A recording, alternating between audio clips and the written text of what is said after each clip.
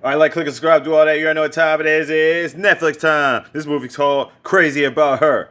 After spending a wild night together, Audrey discovers the only way to see Carla again is to become a patient at the psychiatric center where she resides. So it's a Spanish comedy. It's about an hour and 42 minutes long. Spoiler alert, and let's just get right into it. Here we have Adri in the middle, his friends. He's a journalist, and they're just chilling at the bar. So his friends make a bet that he can't get with this blonde at the bar. But as he's walking towards it, he bumps into this chick named Carla. Well, she actually bumped into him. She tells him she was just ordering drinks for her friends, but turns out she wasn't really doing that. She was just using pickup lines. She actually just wants to smash him and just do everything and get it popping for one night. So he's like, fuck it, alright, let's just roll with it. So they go to this hotel and they find out that a wedding's actually being taken place. So you already know they about to crash the wedding. Turns out it's an all Nigerian wedding.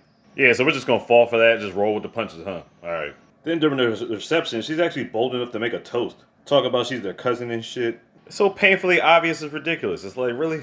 So they basically dancing, having a good time. He spits some cheesy lines at her. They end up kissing. Then they somehow get a key and get it popping in the bride and groom's hotel suite. I'm like, really? So they were supposed to just forget each other, but they do tell each other's names. But then clearly they overstayed because the bride and groom just pop up and it's just like, really? Like, what are y'all doing in here? They part ways, she gets back on her motorcycle. But as she was leaving, her jacket fell, so he picked up the jacket. So now he's back at work telling his friend about the night he had. And she's like, yeah, that's cool and all, but I gotta audition. Like, I gotta get this shit popping. And here's their boss coming through, getting on him about a news article. Like, this guy's funny as shit for all the wrong reasons. He's misogynistic, a masochist, and egotistical. Like, what more could you want from a boss? So the boss feels like everybody else's ideas are barely shit, except for Audrey because he comes up with good ideas, I guess. Or maybe because he acts like his boss a little bit. Birds of a feather flock together and all that.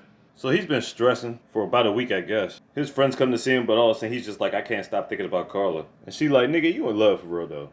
Obviously he keeps denying the shit. Well, anyway, he tells her friend about the jacket and she asks him, did you check all the pockets? He checks one inside pocket and it happens to have an address on it. And the address is to where? If you guess psychiatric center, you're correct. So he's trying to get in to see Carla, but obviously if his name is not on the fans or friendly list, then he can't get in, you know what I'm saying? So he looks to the right and he actually sees Carla in the wheelchair.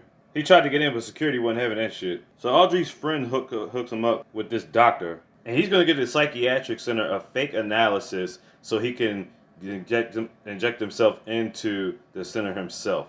Long story short, he's going to become a patient himself just so he can see Carla. Seriously, this goofball spends 2,000 euros just to check himself in, only to see if he can still have a shot with Carla. And he doesn't even know anything about her. I'm like, really, dude? He doesn't know what she's diagnosed with. And how you gonna live your life? So you gonna break out of a mental institution? It's like, the fuck? So anyway, he's getting settled. He meets his new roommate, a guy by the name of Saul. He thinks Aldris is a FBI agent or a secret or working for the feds or something like that, you know, thinking he's got a wire. You gotta have one of those guys in this movie. So anyway, he's showing him around the place, and he finds Carla in the painting room. And she was clear, like, dude, this is seriously supposed to be a one-time thing. Like, what are you doing? And she basically just doesn't want to see him. So after being rejected, he thought he could just leave the hospital. They're like, no, you're diagnosed, you're in here, you're not leaving. So he's basically just stuck in here, and at the time he felt like he was stuck with quote-unquote freaks and weirdos.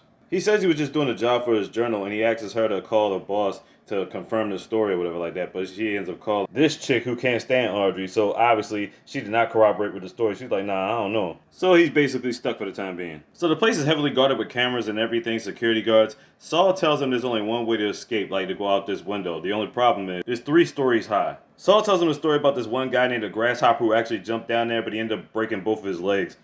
But Audrey's like, wait a minute, I should be safe if I land in the garbage chute right there, right? Saul tells him that's what the grasshopper landed on. So no, it ain't safe. You'll be fucked up.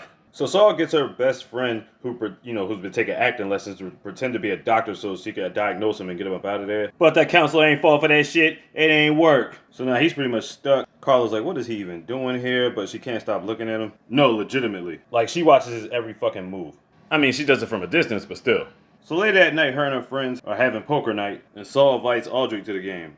Alright, so this is Martha. She has a crush on this guy at the table. I can't remember his name right now. The problem is she doesn't feel like she can tell him the true feelings because she has Tourette's. So she's not really feeling confident in her abilities. So he keeps talking about everybody working on their problems so they can get out sooner. And he's willing to help Martha out with this situation. And he's going to get them more medication.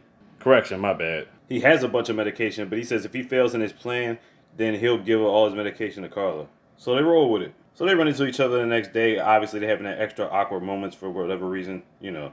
Then Saul has this random moment of why everybody says, like, yo, why do you think everybody likes to eat Jell-O? And he tells them it's basically about them being able to see through their food. Then he gets Audrey to dress up in a doctor's lab coat. Now, why is he doing that? Because his ex-wife and her husband is bringing her daughter to come see him. Because even though he is in a mental institution, he doesn't want his daughter to think that he's crazy, so he dresses up like a doctor to make sure that she's good. Yeah, he just doesn't want to put that in her head, you know what I'm saying? Now, he used to see his daughter for an hour at a time, but her girl's husband is like, yeah, he's only going to be there for like 10 minutes, so he's tripping off that, but he's going to make good use of the 10 minutes that he has. So while all that's going on, Carla's in the other room talking to her parents. So the motorcycle she had, she used her dad's credit card to get it or whatever. At this point, she just doesn't even want to deal with her parents right now. She's ready to get up out of there. So while he still has the lab coat on, Audrey pretends to be a doctor and tells her that she needs to take her medicine now, just so she can get away from her parents. So then after that, Audrey works with Martha so he can try to get her to calm her Tourette's down so he can be able to tell the person that they like that she really likes him or whatever. And the whole time, Claire's just observing him. Like I said, she can't take his eyes off him. Yeah, they went into the nighttime. They worked at it for a while. So with the help of Claire and Audrey, Martha finally makes her move and does the thing. That's what's up. Audrey goes back to Saul and sees that he's just spazzing out. Apparently, Saul's ex-fiance's husband is saying that then he's not going to be able to see his daughter no more because they're about to move to a whole different state. He wants to be left alone to gather his thoughts and whatnot. But considering what he's in there for, he should not, I repeat, not be left alone. So Adri and Carla go out on the bench and sit there and talk for a little bit. And he finds out that she's type 1 bipolar. And then he realizes that's why she was so spontaneous with him the first night that they met. So he knows obviously she snuck out of here that night. When Audrey gets back in the room, it's a complete mess. He saw the window open and he was hoping that Saul didn't jump out the window. He goes to find Carla so he can help look for Saul. She tells him how she slept with the guard to get the keys so she could be able to get out. Now they're driving around looking for Saul. She tells him, by the way, she doesn't have a driver's license. So they finally find Saul. I'm pretty sure he's planning to kill her ex-fiance's husband. She talks him out of it somehow. They put a picture of her daughter's drawings on the board in the door. They end up smashing up her husband's car. Smashed the fuck out the windows. Yeah, they were going in. Turns out that wasn't even his car for real. Well, anyway, ex-wife comes to the door and she picks up the picture Saul left for her. Symbolism, nigga!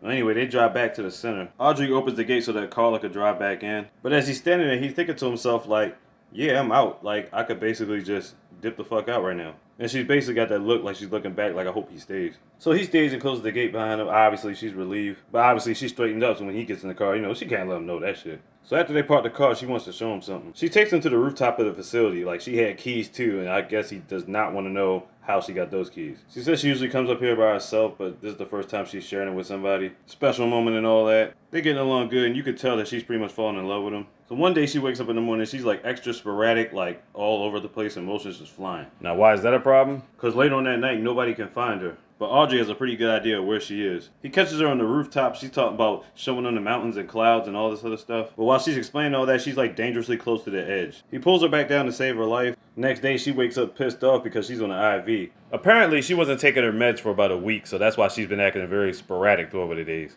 He basically saved her life, but at the same time, she felt like he broke her trust when it came to telling him about the meds. To make matters worse, his friends found out about the journal that he's been posted up about the mental facility. Pretty much they all turned away from him, even Saul. Oh, so sad. How's he gonna rectify this problem? Then the doctor realized he was not joking about his diagnosis, so basically they're letting him go. And she basically gives him a speech to these patients, like, you can't promise them the world, you just got to do things to make sure they get better. Which, by the way they do it, you would think is harsh, but it's really very accurate. Saul gets one more visit from his ex-wife and his daughter. Audrey's back at home now, typing up his thesis. A week later, all his friends are reading the thesis. Claire comes in to read it. She thinks it's bullshit. She's all fired up about it, so you know she wants to see him face to face. So she gets the clan together. They steal one of the vans. Why is Saul in the back of it like that? That's just crazy. Audrey's back at work. His boss is trying to get all types of random topics to talk about. He's like, yeah, let's talk about feminism, homosexuality, like egotism, race, religion, all that other shit.